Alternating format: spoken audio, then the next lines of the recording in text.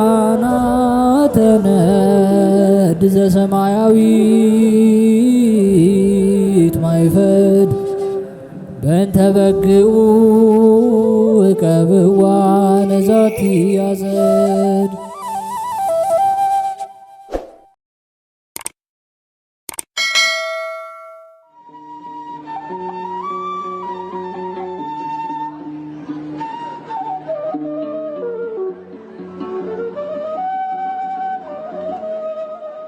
በስመ አብ ወወልድ ወመንፈስ ቅዱስ አሐዱ አምላክ አሜን።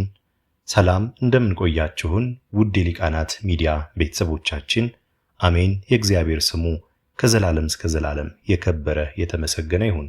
በዛሬው ቪዲዮ ይዘንላችሁ የቀረብነው ሚያዝያ 14 የሚነበብ ስንክሳር ሲሆን ለዚህ ቻናል አዲስ የሆናችሁ እህት ወንድሞቻችን ቻናሉን ሰብስክራይብ በማድረግ ቤተሰብ እንድትሆኑ የአክብሮት ግብዣችንን አቀረብን። ወደ ቪዲዮ እንሂድ። መልካም ጊዜ። ሚያዝያ 14 የሚነበብ ስንክሳር። ዕረፍቱ ለሊቀ ጳጳሳት አባ መክሲሞስ። ሚያዝያ 14 በዚች ቀን በእስክንድርያ ለተሾሙ ሊቃነ ጳጳሳት 15ኛ የሆነ የከበረ አባት የእስክንድርያ ሊቀ ጳጳሳት አባ መክሲሞስ አረፈ። ይህም አባት መንፈሳዊና በሥራው ሁሉ እግዚአብሔርን የሚፈራ ነው። እርሱም ከእስክንድርያ ሰዎች ወገን ነው። ወላጆቹም ሃይማኖታቸው የቀና ነበረ። የዮናናውያንም ጽሕፈትና መጽሐፋቸውን ጥበባቸውንም ሁሉ ተምሮ ፍጹም አዋቂና አስተዋይ ሆነ በዮናኒ ቋንቋ። ከዚህም በኋላ የቤተ ክርስቲያንን ትምህርት ልዑል እግዚአብሔር የሠራውን ሕግና ሥርዓትን ተማረ።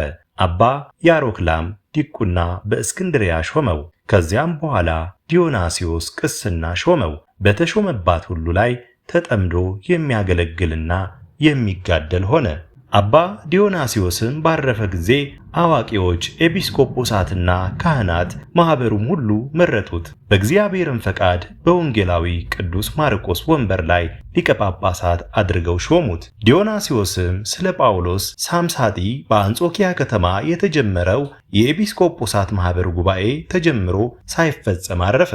ይህም አባት መክሲሞስ በተሾመበት ወንበር በተቀመጠ ጊዜ በማኅበሩ ጉባኤ ስለተወሰነና ከሃዲው ጳውሎስ ሳምሳጢን እንዳወገዙት ከጉባኤው ሽማምንት መልእክቶች ወደ እርሱ ደረሱ። በትምህርቱም ያመኑትንም መልእክቶቹንም ካህናቱ በአንድነት በተሰበሰቡበት አነበበው።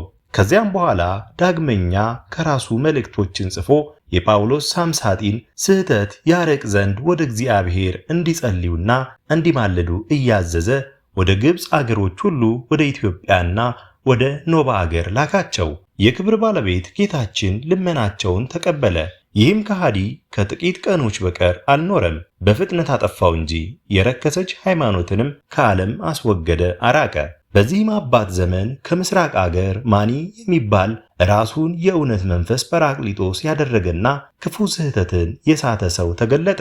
ወደ ሶርያ ምድርም ደረሰ። አርላኬዎስ የሚባል ኤጲስቆጶስም ከእርሱ ጋር ተከራከረ።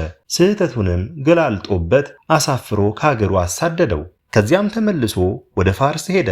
ራሱንም ነቢይ ያደረገ። የፋርስ ንጉሥ ብህራምም ይዞ ከሁለት ሰነጠቀው። ተከታዮቹ የሆኑ 200 ሰዎችን ዘቅዝቆ እስከ ወገባቸው በምድር ውስጥ ተከላቸው። እነሆ ከሰው አትክልትን ተከሉ አለ። ይህም አባት መንጋውን በመጠበቅ ሲጋደልና በቀናች ሃይማኖት ሲያጸናቸው ኖረ። ከመናፍቃንና ከከሃዲያን ችግር እስካረፈባት ቀን ድረስ በድርሳናትና በተግሳጻት ጠብቆ አዳናቸው። በማርቆስ ወንበር 16 ዓመት ኑሮ በሰላም አረፈ።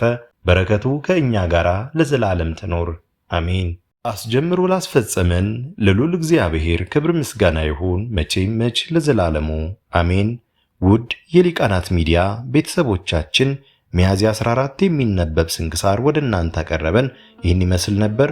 በቀጣይ በአዲስ ክፍል እስከምንገናኝ ድረስ እግዚአብሔር ቸር ያቆየን። መልካም ጊዜ